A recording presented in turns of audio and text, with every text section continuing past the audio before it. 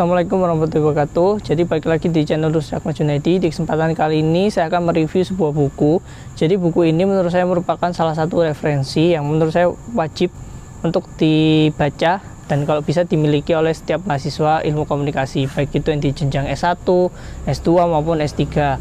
Judul buku ini yaitu Teknik Praktis Riset Komunikasi Kuantitatif dan Kualitatif, disertai contoh praktis skripsi, tesis, dan disertasi riset media, public relation, advertising, komunikasi organisasi, dan komunikasi pemasaran. Buku ini ditulis oleh Bapak Rahmat Kriyantono, PhD. Nah, beliau ini profilnya.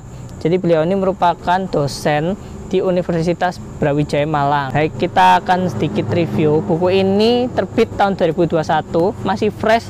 Buku ini terbit sekitar bulan September 2021. Diterbitkan oleh penerbit Kencana di Jakarta. Oke, kita akan bedah terkait isinya. Jadi untuk buku ini diberi kata pengantar oleh menurut saya dua pakar ilmu komunikasi. Pertama ada Prof. Burhan Bungin, beliau pakar sosiologi komunikasi. Kedua ada Prof. Rahma Ida, ini guru besar media dan komunikasi budaya Universitas Airlangga. Baik, kita akan bahas mengenai daftar isinya. Kurang lebih di sini sekitar ada 16 bab. Jadi bab pertama ini ruang lingkup riset komunikasi, permasalahan dan solusinya. Di sini ini salah satu judul bab yang menurut saya menarik karena ini langsung to the point mengenai membahas ilmu komunikasi. Jadi saat membaca buku ini nantinya akan diberi gambaran mengenai jenis-jenis riset komunikasi, metode ilmiah dan bedanya kajian ilmu komunikasi serta dengan ilmu yang lain.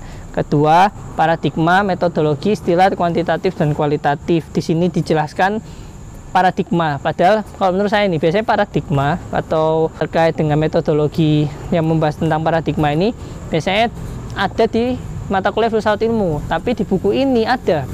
Jadi saya bisa berpikir bahwa buku ini merupakan salah satu buku metodologi penelitian yang sangat komplit, tidak hanya membahas tentang praktis tapi juga abstraksi dalam artian segi filosofis dari sebuah penelitian. Karena paradigma ini nantinya akan menentukan bagaimana metodologi dan juga sudut pandang yang tepat digunakan dalam meneliti suatu permasalahan, khususnya permasalahan ilmu komunikasi. Di situ.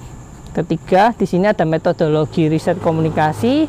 Ini yang membahas terkait karakteristik metodologi riset komunikasi, tahapan riset dan juga strategi serta penilaian reliabilitas atau kesohihannya seperti itu. Kemudian keempat ada teknik praktis latar belakang masalah, perumusan masalah, tujuan dan manfaat.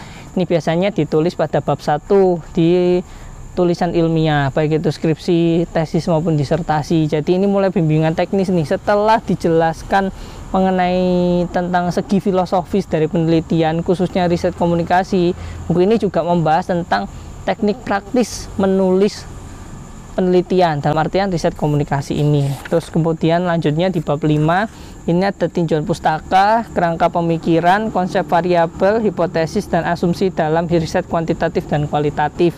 Di sini dibahas mengenai cara-cara bagaimana untuk menulis dan juga mendeskripsikan tinjauan pustaka. Terus kemudian konsep, konstruk sebagai hasil mendefinisikan konsep, variabel, definisi operasional, juga proposisi, asumsi dan hipotesis serta data. Kemudian di bab 6 ini ada metode riset dalam paradigma positivistik.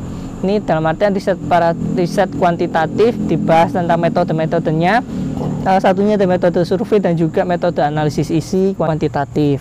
Lanjutnya di bab 7 ini ada metode riset dalam paradigma konstruktivistik dan kritis. Di sini membahas tentang metode etnografi, kemudian analisis isi, semiotik, kemudian juga FGD, wawancara atau deep interview, fenomenologi, field observation, studi kasus dan juga beberapa metode lain. Di bab 8 itu ada teknik pengumpulan data dan juga penyusunan instrumen riset kuantitatif.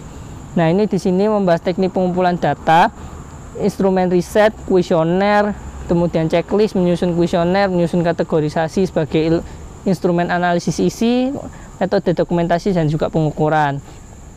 Di bab 9 ini ada teknik pengumpulan data dan penyusunan instrumen kualitatif. Itu berkaitan dengan penjelasan terkait interview, observasi, metode dokumentasi, dan juga FGD atau Focus Group Discussion.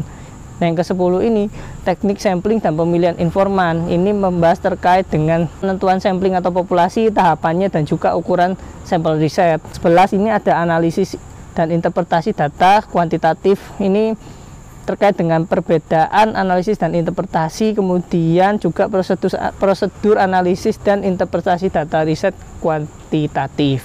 Yang 12 ini ada analisis dan interpretasi data kualitatif, hampir sama seperti yang kuantitatif, bedanya di sini menjelaskan tentang deskripsi teknik analisis data di proposal, kemudian prinsip saturation dan iteratif, dan juga yang terakhir tahap analisis data riset kualitatif. Kemudian yang bab 13 ini ada varian riset komunikasi terkait membahas tumpang tindih pada studi komunikasi, dan juga model-model yang lain seperti model peluru, model user and gratification, kemudian model agenda setting, dan lain sebagainya. Kemudian di bab 14 ada etika riset komunikasi. Ini yang menambah value lagi nih menurut saya bagi tulisan di buku ini, karena menurut saya nih buku ini juga tidak hanya membahas tentang segi praktis penelitian, tapi juga membahas filsafat ilmunya dan juga etika komunikasinya. Ini bagus sih menurut saya kayak gitu. Jadi mengapa perlu etika riset dan lain sebagainya, prinsip, kemudian teknik referencing, dan juga tata bahasa, komplit nih. 15 ini contoh proposal dan hasil riset kuantitatif. Yang ke-16 contoh proposal dan hasil riset komunikasi kualitatif. Nah, saya sebenarnya sudah membaca ini, jadi saya uraikan dulu hanya daftar isinya. Tapi ini salah satu pendapat saya dari hasil review ketika saya sudah membaca seluruh isi buku ini, bahwa saya katakan buku ini salah satu buku yang menjadi pembaharu di bidang riset komunikasi. Bahkan seperti yang sudah saya sampaikan, kalau buku ini tidak hanya membahas penelitian, tapi juga membahas filsafat ilmunya maupun etika di komunikasi, seperti itu. Jadi saya rekomendasikan buku ini supaya bisa dipelajari, bahkan kalau punya rezeki lebih bisa dimiliki, nanti bisa untuk referensi lah. Karena untuk yang mahasiswa komunikasi, kalau ini belinya dari kuliah S1 nih adik-adik nih, nanti bisa dipakai sampai S3 gitu. Selama saya memiliki dan membaca buku ini, worth it lah. Untuk harga yang terjangkau, dapat kualitas buku yang sedemikian rupa. Sekian, ini review saya terkait buku Teknik Praktis Riset Komunikasi Kuantitatif dan Kualitatif karangan Pak Rahmat Kriyantono. Ditunggu video selanjutnya mengenai review buku-buku yang lain. Kalau ada buku yang mau direview bisa komen di bawah. Baik, terima kasih. Sekian dari saya. Wassalamualaikum warahmatullahi wabarakatuh.